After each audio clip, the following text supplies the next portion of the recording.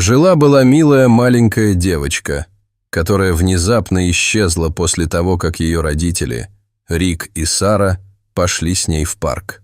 Только что они видели ее на детской площадке, а в следующую секунду она исчезла.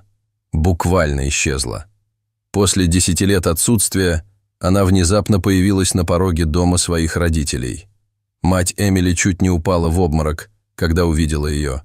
Эмили воскликнула: «Мама, мне нужно тебе кое-что сказать». Мать Эмили, Сара, недоверчиво посмотрела на свою дочь. «Это действительно ты, Эмили?» «Эмили?» – спросила она, и слезы покатились по ее щекам. Она не видела свою дочь с тех пор, как то исполнилось 5 лет. Она сильно изменилась, но Эмили сразу узнала свою мать. «Да, мам, это я. Я дома». Сара обняла Эмили и разрыдалась. Она позвала своего мужа, и он тоже не поверил своим глазам. «Но как?» – спросила она, не веря своим ушам. «Девочка моя, как такое возможно?» Эмили позволила всему этому случиться в погружении. Она ждала этого момента 10 лет, и вот, наконец, оказалась дома. Но для нее это было не так-то просто. За последние годы она через многое прошла и упорно боролась за то, чтобы вернуться к своим родителям, всегда помня о них как о мотивации, чтобы выжить, какой бы ужасной ни была ситуация.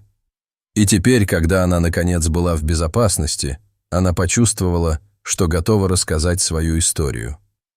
Все началось в тот день, 10 лет назад, когда ее родители повели Эмили в парк.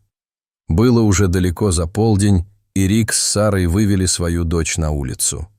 Рядом с их домом был парк, и они часто его посещали, поэтому позволяли Эмили свободно гулять, а сами садились на скамейку и наблюдали за ней.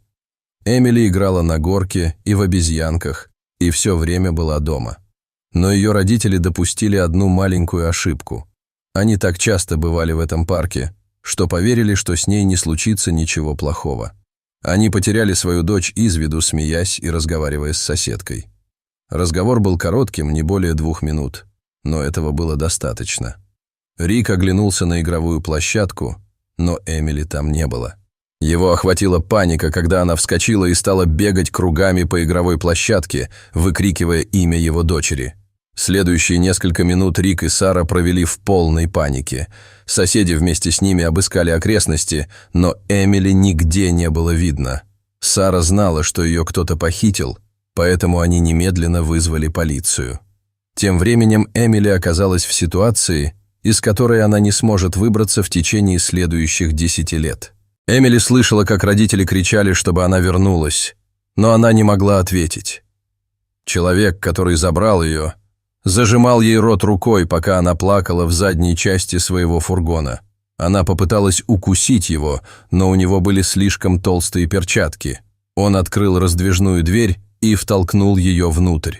Мужчина помчался прочь и даже проехал мимо родителей Эмили, но они были слишком напуганы, чтобы заметить это.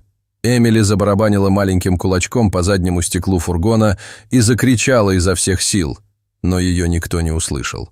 Слезы катились по ее щекам, когда она смотрела, как ее родители превращаются в маленькие точки вдали. С этого момента она была в режиме выживания. Похититель ехал, казалось, целую вечность, а когда, наконец, остановился, на улице уже стемнело. Мужчина вышел из фургона и оставил Эмили внутри на несколько минут. Она посмотрела в заднее стекло, пытаясь разглядеть что-нибудь, но ничего не увидела. Уэйн. Эмили заметила 2 человек, стоявших на другой стороне улицы. Она начала кричать, надеясь, что они услышат ее, но они даже не вздрогнули. Внезапно дверь фургона распахнулась, и похититель ворвался внутрь. Он немедленно завел машину и умчался. «Тихо!» – он закричал на нее. Эмили поняла, что все кончено. Они ехали еще несколько часов. На улице было уже совсем темно, когда они, наконец, добрались до места назначения. Мужчина открыл дверцу фургона и схватил Эмили за руку. Он вытащил ее из машины. Эмили огляделась, но все, что она могла увидеть, был пустой, темный лес. Они вошли в маленькую деревянную хижину. Там пахло испорченными продуктами, а внутри было много пустых коробок из-под пиццы. Мужчина открыл люк в земле, который вел в подземный погреб. Он сбросил Эмили с лестницы и снова закрыл люк, оставив ее одну.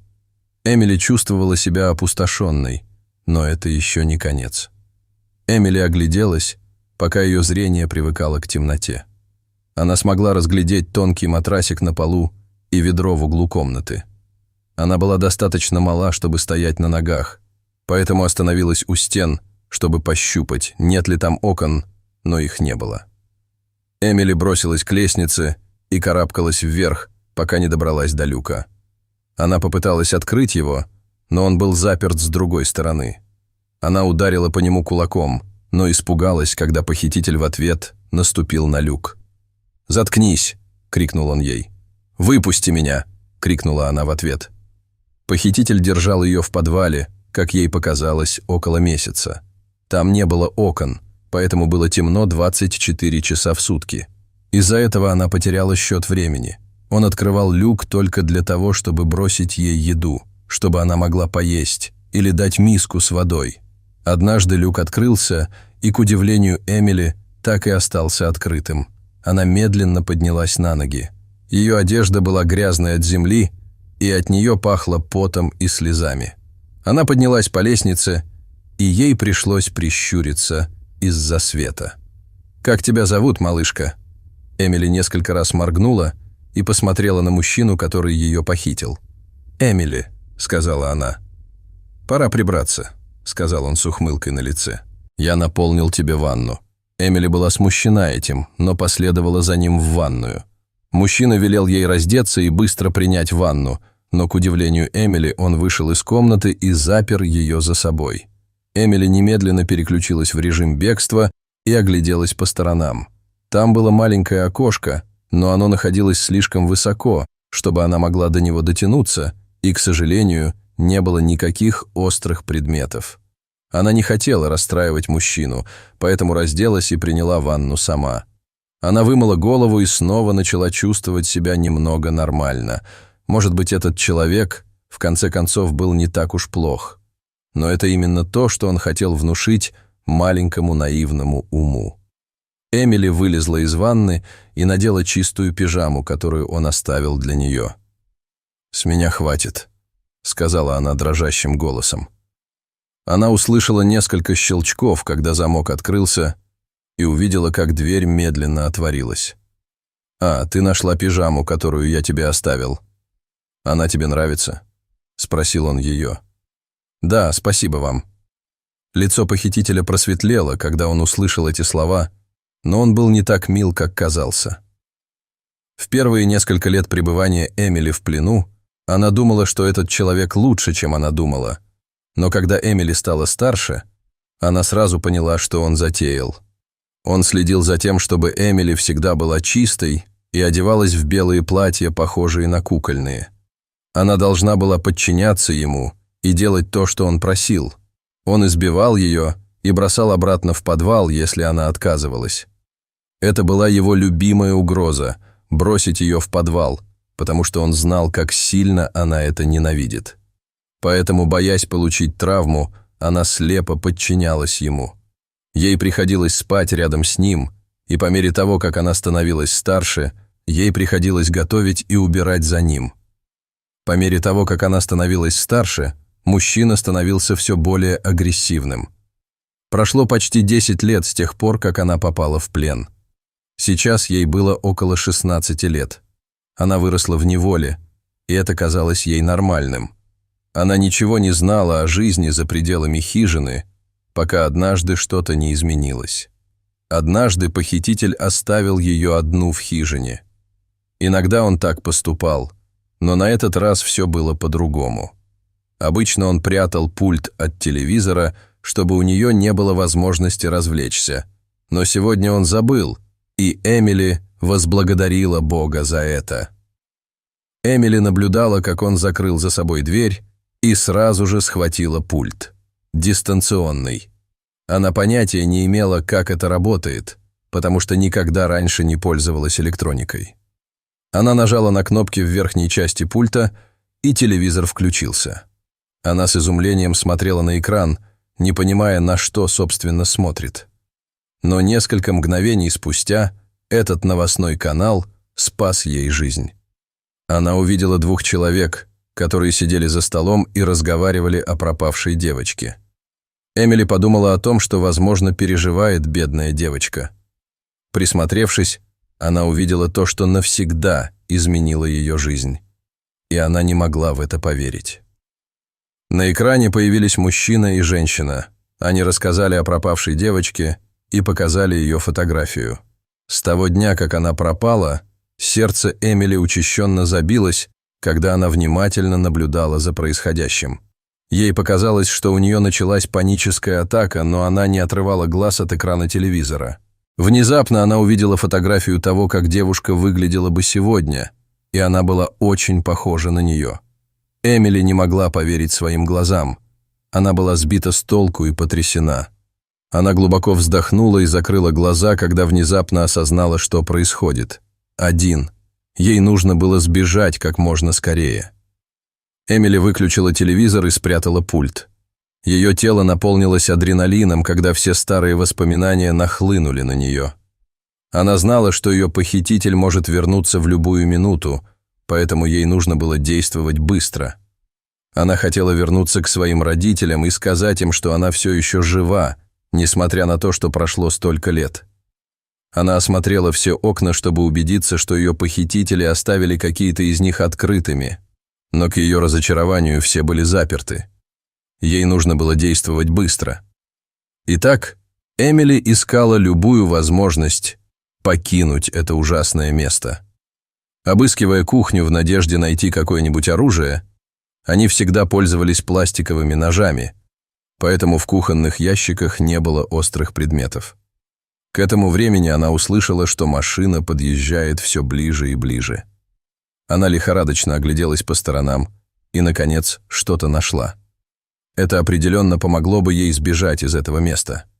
Там, под диваном, она увидела торчащую металлическую трубу. Она подбежала к нему, схватила и спрятала за дверью. Ее сердце бешено колотилось, когда она поняла, что это ее единственный шанс выбраться отсюда. Она должна была сделать все правильно с первого раза, иначе игра была бы окончена. Эмили крепко сжала трубку, прислушиваясь к его шагам, которые становились все ближе и ближе к двери. Гравий хрустел под его тяжелыми ботинками, и она знала, что он может войти в дверь в любую минуту. Все происходило, как в замедленной съемке. Дверная ручка медленно повернулась, и дверь открылась. Мужчина вошел в дверь, и прежде чем он успел что-либо предпринять, Эмили без колебаний ударила его металлической трубой по голове. Эмили увидела, как мужчина упал на пол. У нее не было времени на раздумья.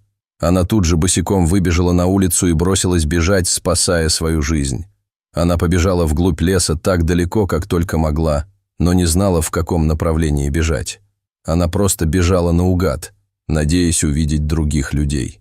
Каждый звук, который она слышала, пугал ее. Эмили понятия не имела, преследовал ее похититель или нет, поэтому ей приходилось быть очень осторожной. Она просто надеялась, что в конце концов встретит людей, которые смогут ей помочь. Следующие несколько дней она бродила по лесу и, наконец, добралась до заправочной станции. Все, что она знала, это свою жизнь в хижине. Поэтому, когда она увидела заправочную станцию, она немного заколебалась. Она не знала, с чего начать, но взяла себя в руки. Яркий свет напугал ее, но она знала, что ей нужно поесть. У нее уже некоторое время урчало в животе.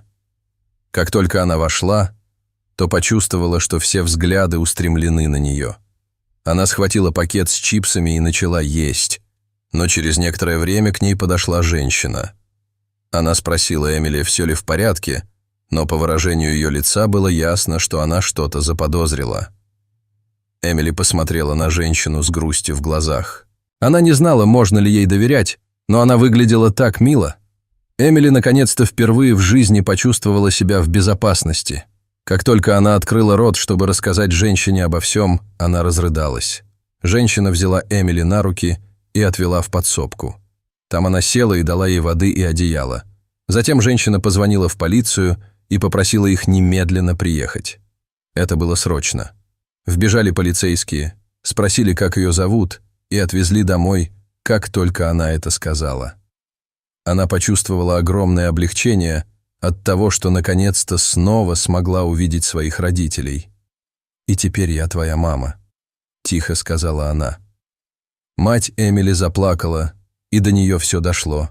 Она крепко обняла дочь, когда ее муж впустил полицейских в дом. Оба родителя Эмили были в шоке, потому что думали, что она, вероятно, мертва.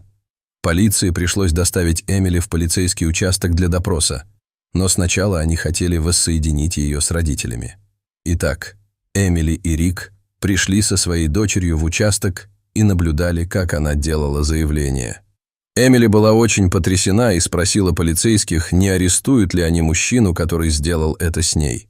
Они пообещали ей, что сделают все, что в их силах, чтобы остановить этого человека и привлечь его к ответственности.